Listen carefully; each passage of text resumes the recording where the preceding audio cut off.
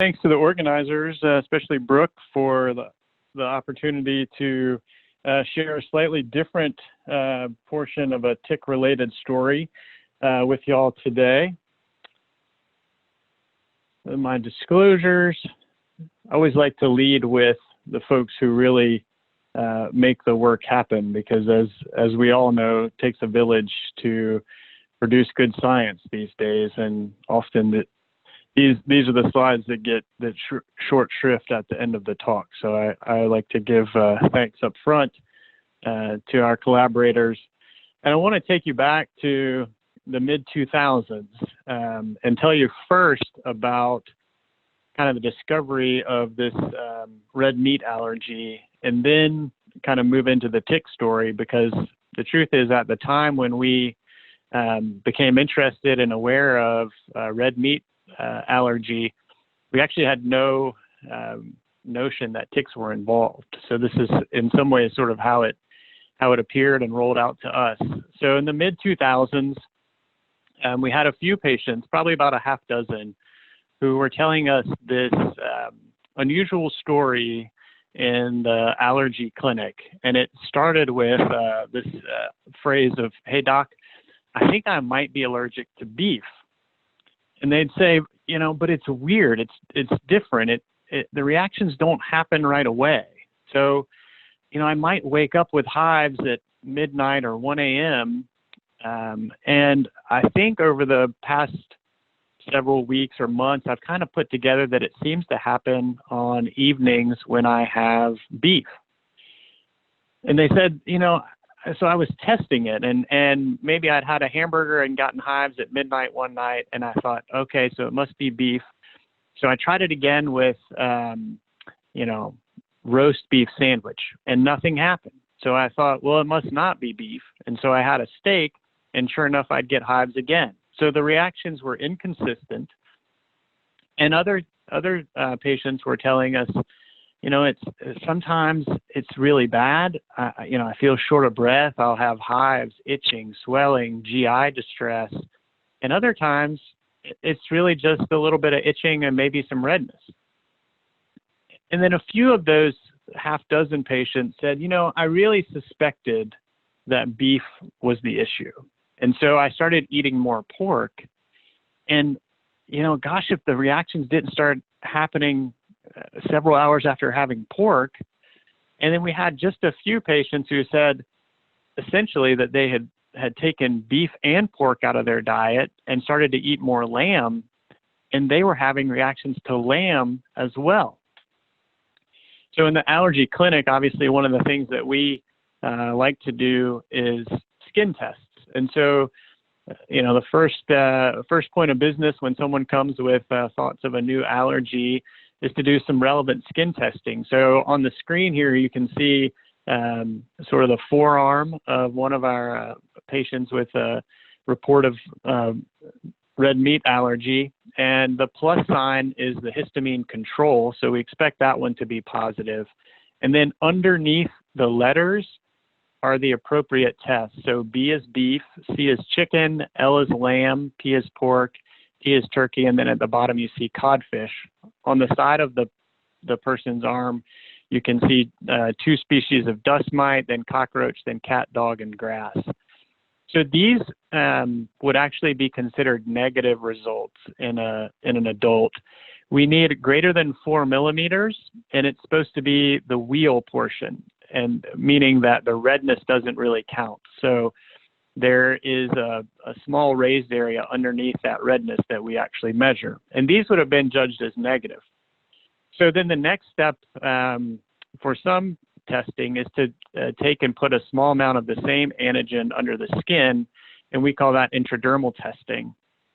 And this is the same patient higher up on their arm, and you can appreciate here that beef, pork, and lamb are all strikingly positive. Chicken and turkey are negative. Dust mite is negative, and you can see the positive and negative control on the side of the arm. So for intradermal testing, typically over 5 to 6 millimeters is considered positive, and these would be in the range of 10 to 15 millimeters. So certainly positive and would support the story that we were hearing from our patients. Of course, then the question for us became, what allergen is causing this new allergic reaction to beef, pork, and lamb? Almost the entirety of allergy is predicated on proteins. So whether you're thinking about dust mite or ragweed or peanut, these are protein-based allergens. But it just didn't make intuitive sense to us at that time that adults would be developing a brand new allergy to a protein in beef, and then a second protein in pork, and a third one in lamb. So we started to think about shared allergens and shared antigens, and what could be common. So again, we were thinking about proteins, but we started to then think a bit more broadly. And some ongoing work that was happening in the lab at the time had brought to our attention a shared carbohydrate called alpha-gal. Its longer name is galactose alpha-1,3 galactose, and it's present on the cells and tissues of all lower mammals. So it made a nice potential explanation for why our patients could be allergic to 3 different forms of red meat. And just a little bit more about alpha-gal. It's synthesized by a specific glycosylation enzyme, and humans and apes actually don't have alpha-gal. We make an immune response to it. All of us do. Some people, as I'll show you, go on to make an allergic immune response. But all immunocompetent humans make an antibody response, and it's actually the cause of hyperacute rejection. So transplant surgeons have known about the alpha-gal epitope and the human immune response to it for a long time, because it's essentially the first barrier in xenotransplantation. It looks, shown here between the blood group B antigen and the structure notation, it looks a lot like the human blood group B antigen. It's just essentially 2 galactose moieties hooked in an alpha-1,3 linkage, and that is what we call alpha-gal for short. So humans don't make this alpha-gal, but we make an immune response to it. And what we did is we made a test, a blood test in the lab to sort of test our hypothesis that perhaps our patients, the dozen or so that we had begun to become aware of, had actually developed an allergic antibody to alpha-gal. And this is some of the results shown here. So on the y-axis is the specific IgE or allergic antibody shown to alpha-gal, and you'll see they test positive, shown in the purple circle. Equally, if we tested these same patients for beef, pork, and lamb, they test positive by blood test as well. They're largely below the limit of detection for chicken, turkey, and fish. Interestingly, their cat and dog blood tests are positive, but that fits with the known distribution of alpha-gal being present on all lower mammals.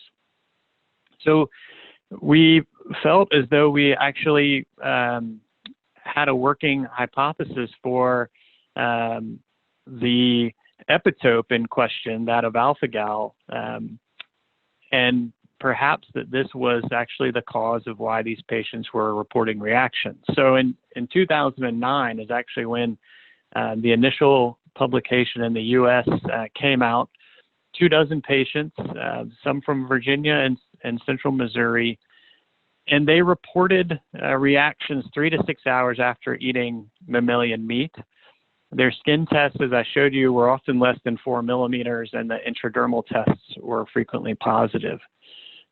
We then felt that by this was by report, so we felt as though an important next step was going to be to demonstrate that the reactions actually were delayed.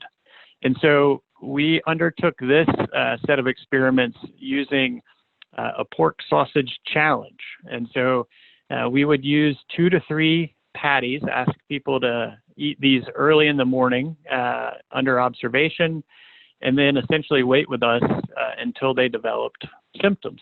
So I'm going to show you a few pictures from some of these pork sausage challenges amongst our study subjects. So this is a before photo from a subject whose alpha-gal blood test was positive at 9.3. His total allergic antibody is 204, and we collect blood every hour or so to look for appearance of allergy cells in the peripheral circulation. But unfortunately, after about 6 hours in the clinic, we really didn't see much with this gentleman. So he had a small area of in his lower back that was itching him, and I actually let him go home. I probably shouldn't have, because when he got home, his wife took this picture. He's now 7.5 hours after eating a pork sausage.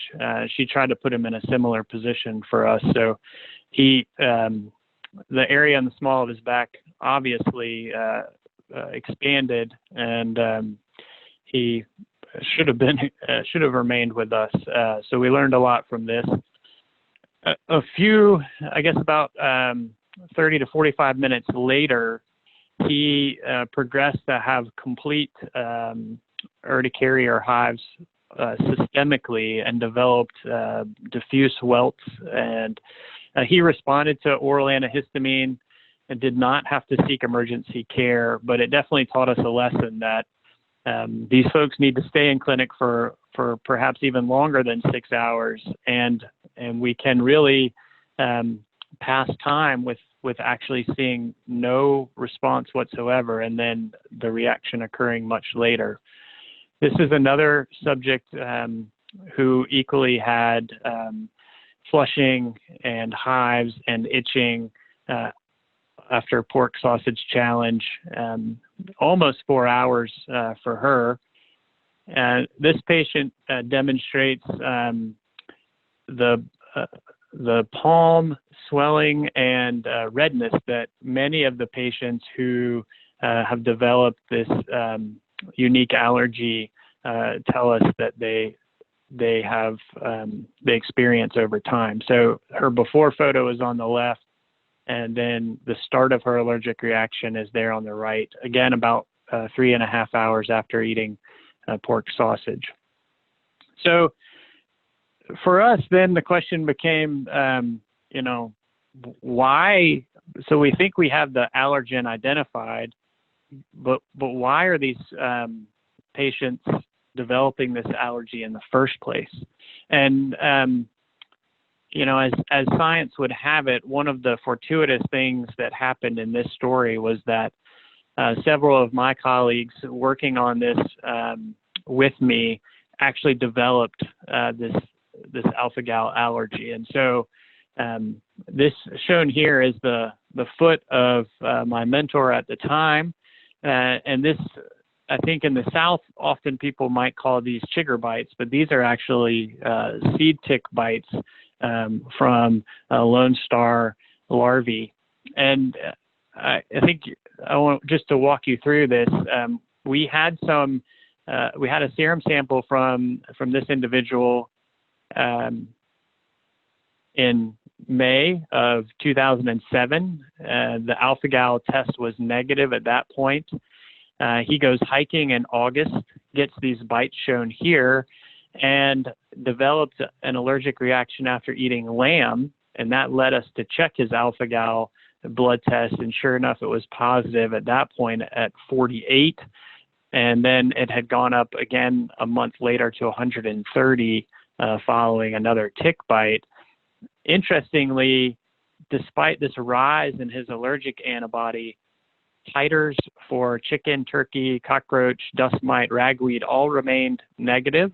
So whatever the process was, which we're still understanding, it appears to be specific for alpha-gal and is not just complete activation of the allergic cascade overall. So this, of course, then put ticks on our mind, And we began to then think about the cases that we'd heard of. And this is a map showing the distribution of cases in 2011. So just 2 years after the original publication, we'd heard from multiple allergists throughout the Southeast and in the Northeast as well, demonstrating a large increase in cases. So the larger stars here are states where we knew of 25 or more cases. And keep in mind, we just reported 24 in 2009. So this was a pretty substantial increase in awareness just within a few years. And this is a map from the CDC and the Wall Street Journal showing the approximate extent of Lone Star tick population. So I think you can appreciate that it marries fairly well with the known distribution of cases at that time. So that led us to go back to our enrolled subjects and begin to ask, did they recall tick or chigger bites? We had not originally asked this at the time of enrolling them because we actually weren't so privy to the idea that ticks could in fact be part of the story. So if you see on the y-axis again, this is the IgE or allergic response to alpha-gal with the total IgE on the x-axis. Those in the red triangles did report a history of tick or chigger bites. And then the black triangles were people I just couldn't get back in touch with. There certainly were a few shown in black circles who specifically denied tick bites at that time. So it's a tough experiment to do. That is to really demonstrate that if you put ticks on people, that they develop an allergy to red meat, because not many people are wanting to do that. Not many IRBs are keen to approve such a study. So we rely to some extent early on patients who had been identified and then reported additional tick bites. And so shown here is alpha-gal IgE again on the, IgE on the y-axis. The alpha-gal specific is shown in the orange dots, and the total IgE shown in the blue square. This patient was identified after reacting following a July 4th barbecue, came to the clinic on the 10th, was diagnosed by blood test, and then she followed up with us after having roughly 50 bites from larval seed ticks working in the garden over Labor Day. And you can see that this does produce a nice rise in her alpha-gal specific IgE and total IgE in the weeks that follow. But that's a hard experiment to do. That is to say that the only thing she was exposed to in the garden the entire weekend was the tick bites. And so we felt as though ultimately this was probably an association and causality that really probably needs to be established in the lab. So this is to remind, although this audience probably doesn't need this reminder, that the Lone Star tick, Amblyomma americanum, can lay a tremendous number of eggs at once. And so you can get a lot of bites at a single time. It also demonstrates that it's really difficult for us to work with this number of hatching ticks in the lab at once. So for our mouse models, we've been using a ground up tick salivary gland extract that Dr. Karim's lab provides in collaboration. So we take this tick salivary gland extract and inject it into the skin of mice that are deficient for alpha-gal, essentially the same way that humans are deficient for alpha-gal. So that's why we use that model. And shown here are data from tick salivary gland extract sensitized mice. And this is TSGE that's from Amblyomma americanum adult ticks. And these mice produce an IgE response to alpha-gal. That's shown in red versus the controls. And when we challenge these sensitized mice with pork kidney, and that is shown in green here, the mice drop their body temperature. That's the y-axis. And that's the measure in these animal models of food allergy for anaphylaxis, the decrease in body temperature. So for control mice that are given kidney homogenate and they're non-sensitized with tick salivary gland extract, those are shown in red. And then the PBS challenged mice that are sensitized are shown in blue as controls. I just wanted to give you a little bit of geography here in terms of the patient-reported cases of alpha-gal allergy in the U.S. This is a website called ZMAP, Z-E-E. So you can just type in ZMAP alpha-gal into your browser, and it'll pull up this website. It's essentially crowdsourced information. So patients can upload their own data point, and they can give us as much information as they want. Some of them are pretty helpful here, undiagnosed until 2011 after 4 events, but then others are just humorous, shown here on the left-hand side. So I would submit that this is an allergy that's on the rise, and it appears to be tracking with the distribution of Lone Star ticks in the United States. Here's a slightly a more focused map. It's in Pennsylvania. We're aware of, certainly out on Long Island, and I think creeping through the Northeast as well.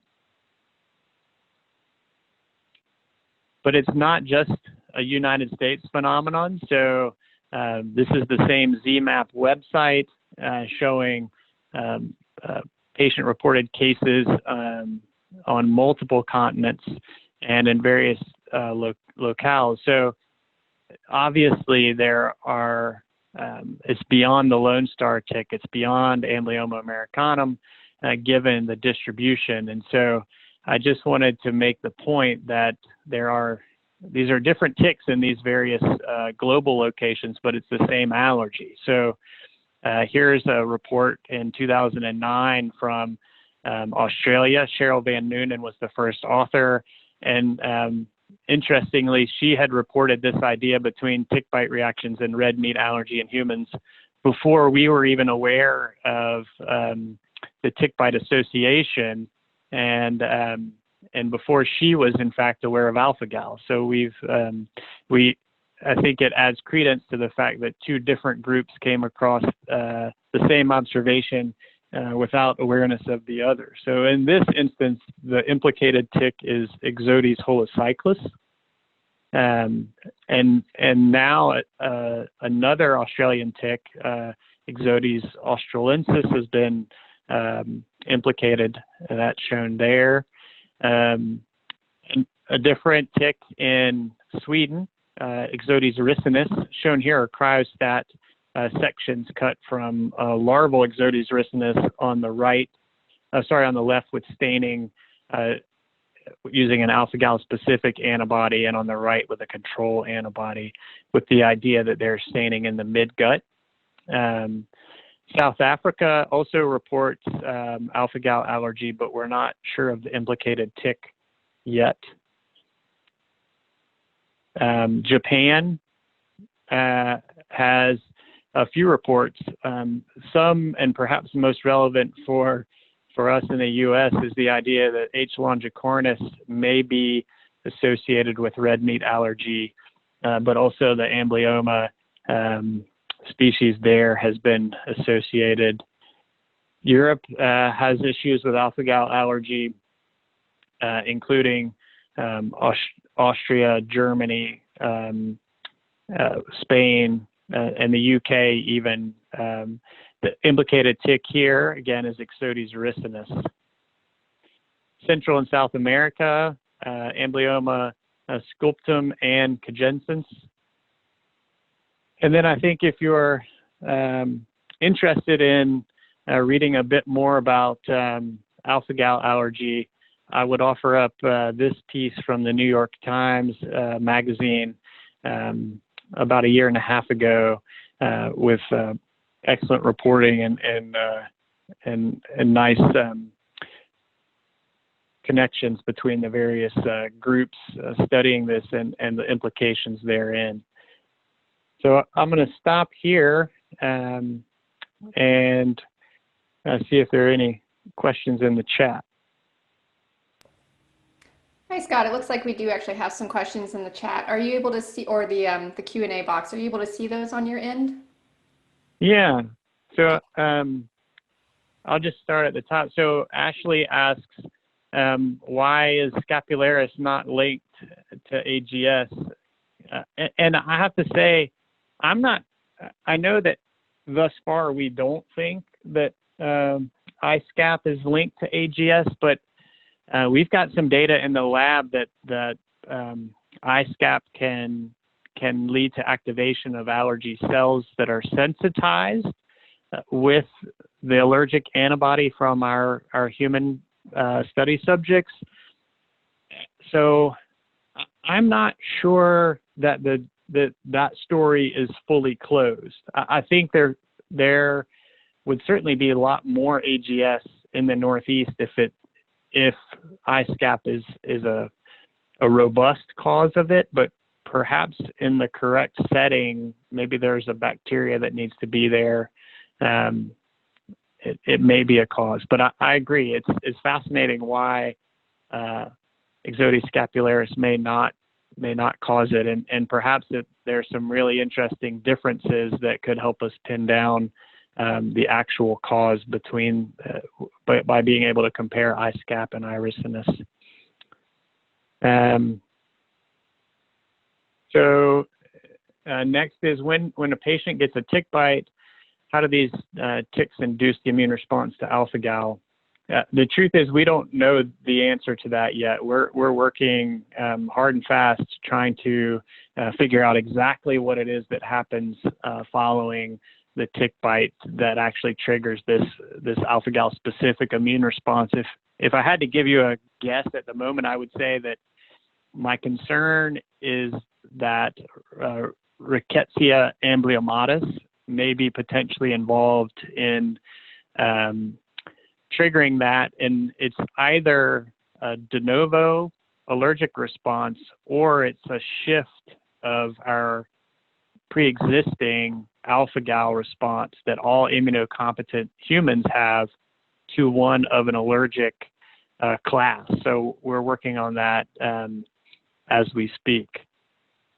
There are no treatments yet for alpha-gal. I think we're on the precipice, hopefully, of having a gal-safe pig approved for human consumption, and that would potentially provide a safe source of pork for our patients. No allergy shots at the moment yet to alleviate the allergy, but we're hopeful that we can sort of make this similar to like a stinging insect treatment where we can desensitize to tick saliva, and therefore future tick bites may not cause the allergic response. And antihistamines do diminish the impact of urticaria and allergic reactions, but not necessarily prevent that allergic response initially. Thank you all so much.